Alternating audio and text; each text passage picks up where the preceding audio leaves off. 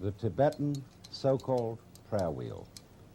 To all Westerners, the supreme symbol of superstition. Just let it go round and it says the prayers for you, and you don't have to do any work about it at all. And here it goes. But what's fascinating about it? Any child would like to do this. Just keep it moving. In the same way, any child likes to do this.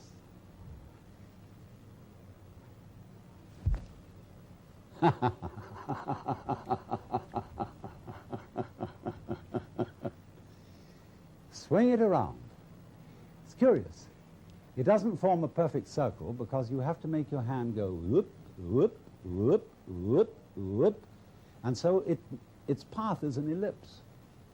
It's the same as the path of the Earth around the sun. It just swings. It goes around, around and around and around and around.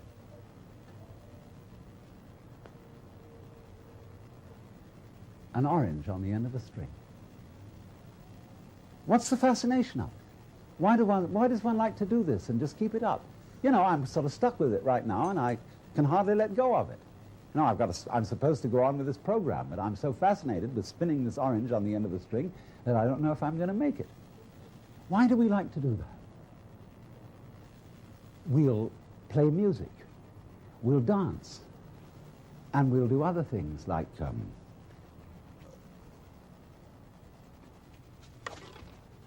I happen to be a lover of archery. But I don't like archery for killing things. I like it as a sport. But what I like most of all is to set an arrow free, like it were a bird. You know, when it gets far up in the sky, whee! You watch it. And it suddenly turns and drops. What is it that fascinates us about that? Because it's not useful. It doesn't really achieve anything that we would call purposive work. It simply is what we call play. But in our culture, we make an extremely rigid division between work and play. You're supposed to work in order to earn enough money to give you sufficient leisure time for something entirely different called having fun or play. And this is the most ridiculous division of things, because everything that we do, however tough it is, however strenuous, can be turned into the same kind of play as I was showing you when I was completely fascinated with spinning that orange around my head. Let's, for example, take the situation that I ran into a little while ago. I was in the New York subway at 59th Street near Columbus Circle, and I wanted to get my shoes shined.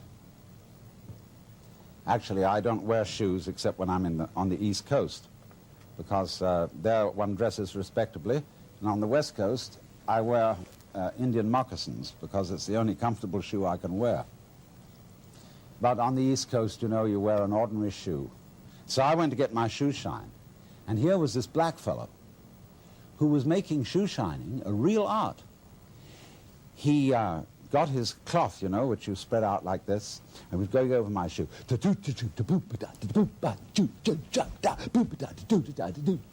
Like that. See? He was dancing while he was working.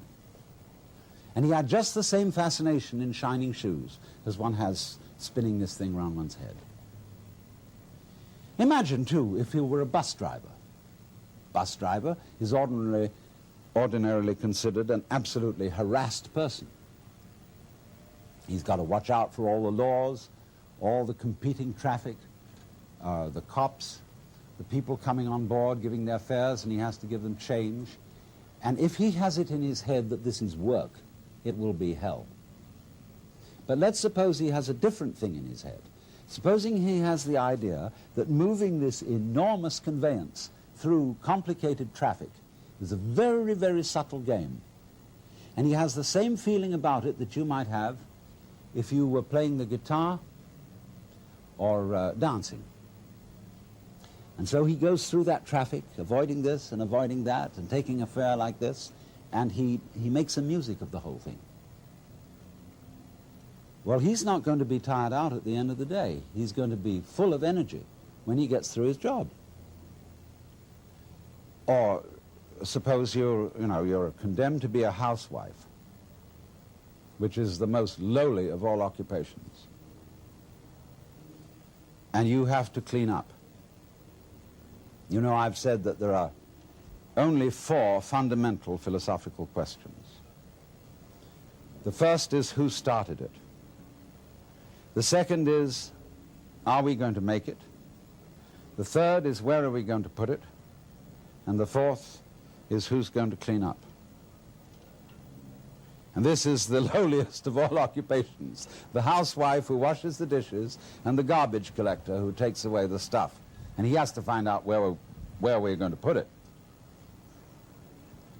So now, who's going to clean up? Incidentally, if you ask yourself these 4 questions in order, who started it? Are we going to make it? Where are we going to put it? And who's going to clean up? It prompts a 5th question, which is it serious? Like, doctor, is it serious? Well, supposing it isn't. And then the housewife who's going to clean up approaches washing dishes in an entirely different spirit. And don't think that I'm some sort of male chauvinist who's trying to talk women into the idea of staying in their place. Because I'm perfectly willing to wash dishes too, because the art of washing dishes is that you only have to wash one at a time. If you're doing it day after day, you have in your mind's eye an enormous stack of filthy dishes which you have washed up in years past, and an enormous stack of filthy dishes which you will wash up in years future. But if you bring in your mind to the state of reality, which is, as I've pointed out to you, only now. This is where we are. There is only now. You only have to wash one dish. It's the only dish you'll ever have to wash, this one. You ignore all the rest, because in reality, there is no past and there is no future. There is just now. So you wash this one. And instead of thinking, have I got it really clean, as my mother taught me with an angry voice, that I had to get every little scrap off it, and she got angry at you. Instead, you turn the cleaning movement into a dance. Like this. And you dig that. And you swing that plate around, and you let the rinsing water go over it, and you put it off in the rack. Crazy. See? Take the next one. And you get this rhythm going. See? And you're not under compulsion all the time. You know, when I was a little boy and went to school in England, I had to learn the piano. They called it playing the piano. But actually, they said you must play. We had in England compulsory games.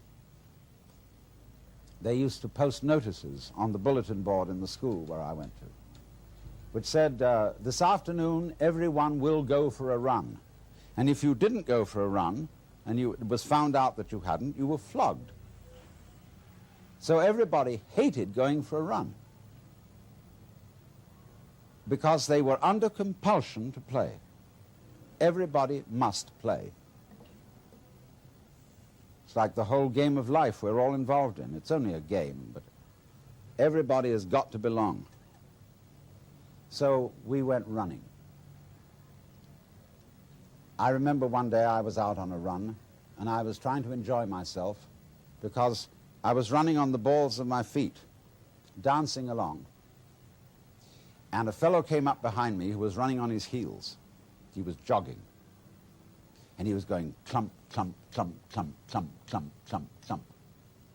I said to him, what's the matter with you? You're running on your heels, and you're jarring your whole body all the way through. Okay, but he stuck to it, and he became the champion long-distance runner of the school. But he didn't enjoy it. It was work. And all he enjoyed was the suffering that he endured that made him feel that he had really contributed to the human race because he suffered so much. He identified his existence and his worth with his suffering. Now, really great runners dance when they run. They don't necessarily follow a straight course. They may weave. And in the same way, if you happen to witness in the year 1970 the World Cup Championship in soccer, you would have seen that the winning team from Brazil, which consisted mostly of spades, played soccer in a most extraordinary way. They played it like basketball. They played it dancing. The way we learned soccer in school when I was a boy was very, very formal and orderly, and we didn't really enjoy it. But these fellows were bouncing balls off their shoulders, off every muscle, and they had astonishing teamwork. But at the same time were dancing the game, and the sports writer in the London Times said that they danced their way to victory. So the point is, therefore, that you can do everything you have to do in this spirit. Don't make a distinction between work and play. Regard everything that you're doing as play, and don't imagine for 1 minute that you've got to be serious about it. Let's take, for example, the rest of the world, other than ourselves. Think for a moment, what are vegetables doing? Let's, for example, consider this. And what's it all about? I mean, it serves us, human beings, by being decorative, but what is it from its own point of view? See, because here is this stalk, and all these leaves come out, ka-ching, ka-ching, ka-ching, ka-ching, ka-ching, ka-ching, all the way to the stalk, then whoops, it goes into this. And then it goes into flowers in the end, you see, and they go kitty, kitty, kitty, kitty, kitty, kitty, kitty, kitty, all around. But I look at the thing, and it's like a symphony. It's just like Bach doing a fugue, with all the different movements going. And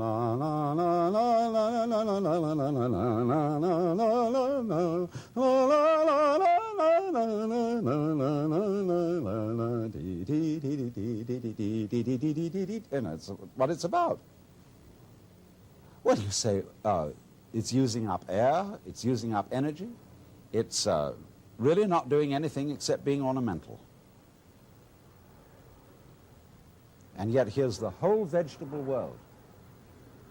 Not only cactus plants like this, but all trees, roses, tulips, and edible vegetables, cabbages, celery, lettuce. They're all doing this dance. And what is it all about? Why do they do it? Well, we say, one must live. It's necessary to survive. You know, you really must go on. It's your duty. It's your duty to your children. But you see, the thing I feel is if you bring up your children that way and tell them that they ought to be grateful to you because you're doing your duty towards them, they will learn to bring up their children in the same way, and everybody will be depressed. There really is no necessity to go on living. We think, you know, it's part of our Western philosophy, that we think we have a drive to survive, that we must go on living. Because some big daddy said to us, you got to go on living, see? And you better make it, or else. Well, I've already explained to you on this show that the fear of death is completely absurd. Because if you're dead, you've got nothing to worry about. So you'll be all right. So in the same way, you must not No, I don't want to use that word, must not. Because I'm not trying to talk to you as an authority. I'm trying to talk to you as somebody who's opening your mind up, a helper, not a father figure. This thing here, this plant, I'm quite sure it doesn't say to itself, you ought to go on living. You've got an instinct to survive, which is something other than yourself and which you have to obey. See, I don't think of my own instincts as drives, which is the proper psychological term for them nowadays. I think of my instincts as myself. I don't say, excuse me, but I have an unfortunate desire to reproduce myself, and therefore I'm sexy, and would you please accommodate me? I don't say, excuse me, but I have to eat, and really it's absolutely necessary that I eat. I say, on the contrary, hooray! I am this desire to make love, and I am this desire to eat. It's not something else that pushes me around, it's me. Well, all right, but it doesn't have to go on. I don't feel so compelled that if it were to stop, well, if it were to stop, if I were to be killed, that would be another scene. That would be a different form of the dance. If I'm in pain, people say, don't scream, don't cry, because screaming or crying is a perfectly natural reaction to pain. When a baby is first born, they cut the umbilical cord and somebody smacks it on the bottom, and the baby, yeah! See? That's the first thing in the world. There is in Zen Buddhism a koan, which says that when the Buddha was born, he suddenly stood up and announced, above the heavens and below the heavens, I alone am the world-honored one. Well, everybody would say that was an extremely proud thing to say. So they give this to students of Buddhism as a problem. How could it be that the Buddha, as a little baby, was so proud as to make this pompous statement when he was born? And if you understand the problem correctly, you answer, see? Because that is the perfectly natural response to the painful event of being born into this world. But thereafter, we always say, baby, don't you cry. Shut up. We don't like to hear babies crying. Shut up. And therefore, we stamp out in human beings their natural release from the problem of pain. If you're in pain, cry. And if you can't do that, then pain is your problem. But if you can cry, and if you can let go in that way, pain is no problem. And if you get the shudders at death, the idea of death, the idea of not being here anymore, just get those shudders and dig them. Because the shuddering, isn't it curious? We sometimes say, you remember that song that said, I am not shivering 'cause I'm cold. I am not shivering 'cause I'm cold. I am not shivering 'cause I'm cold. I am just shivering with delight. You know, when we get the shivers of delight. So all these emotions that we have, the emotions of uptightness, dread, shivers, horrors, can be interpreted in other ways. But we interpret them in a negative way so long as we are under the sense that you absolutely must go on living. Now you see, living, like this plant, is something spontaneous. In Chinese, the word for nature is zhiran, which means that which happens of itself, not under any control of an outside boss. And they feel that all the world is happening so of itself. It's spontaneous. And so, you stop this spontaneous flowering of nature cold if you tell it you must do it.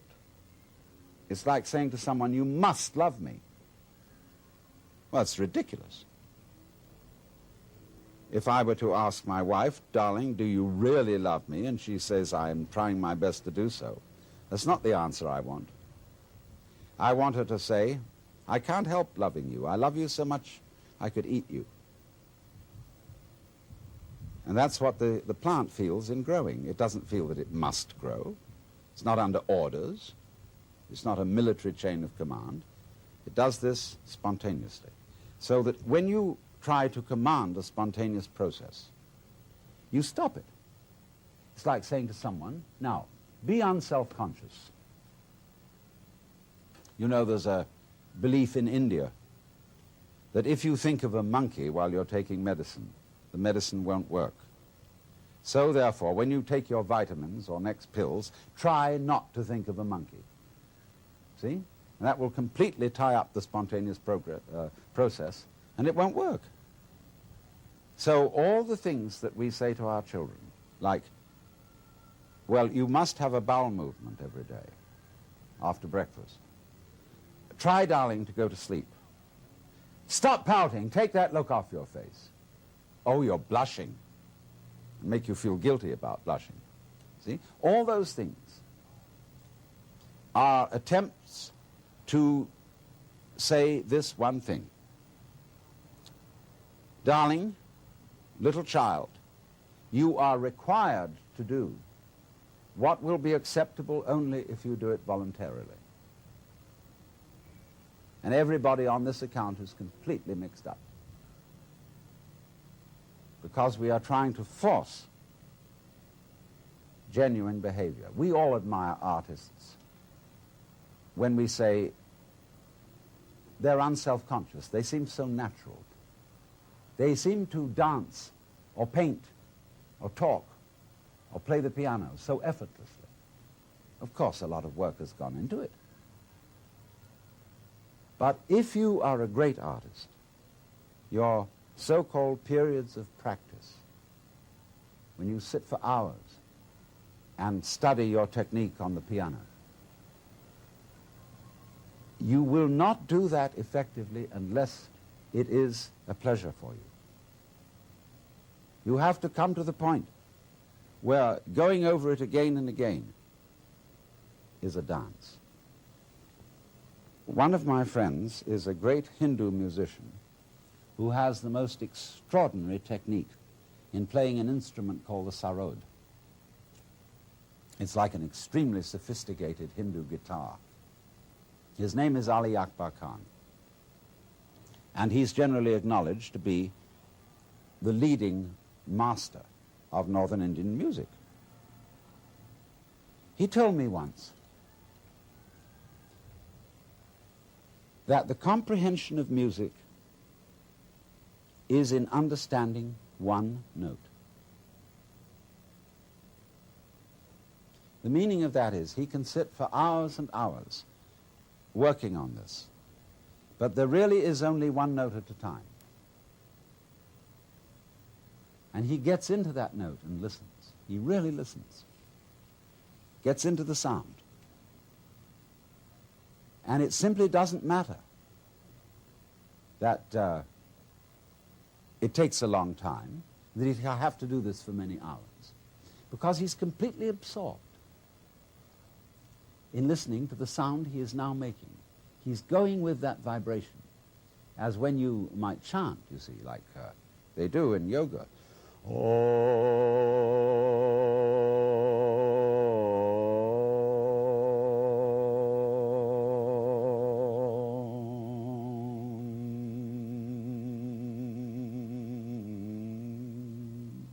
You can keep that up for hours and be absolutely fascinated just by the vibration going, in the same way as in the beginning I was fascinated by swinging that orange round my head on a string. Now what is this? See, this is the real secret of life. To be completely engaged with what you're doing in the here and now. And instead of calling it work, realize that this is play.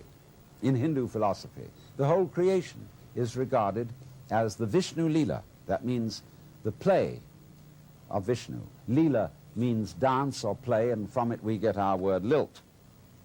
They also, in Hindu philosophy, call the world an illusion. And in Latin, the root of the word illusion is ludere, to play. Because all this going on, the swinging of the ball, the pattern in which the flower goes, is just to swing. And if you take it seriously and say, are you doing anything useful? Useful for what? Useful to go on. But if you take that attitude to going on becomes a drag. Survival becomes a sweat, and it's not worth it. And if you teach your children, and they'll imitate you, they'll treat survival as a sweat which they have to undergo, and they have to keep going on, and they'll teach their children to do it, and the whole continuation of the human race will be a drag, which is in fact what it's become because of this attitude, and this is the reason why we've invented the atomic bomb and are preparing to commit suicide. Because we think we must happen. And to the degree that we think we must happen, we hate it.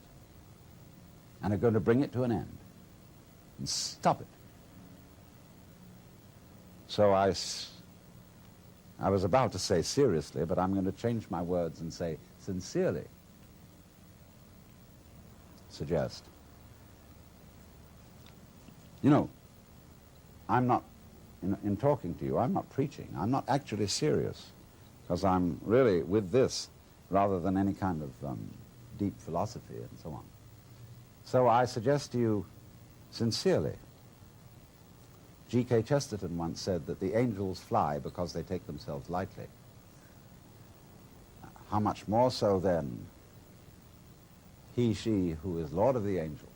Huh. The whole world is 3 for a penny, 3 for a pound, 'tis love that makes the world go round, or in the words of Dante. But my own wings were not for such a flight, except that, smiting through the mind of me, there came fulfillment in a flash of light, that my volition now and my desires were moved like wheel revolving evenly by love that moves the sun and starry fire.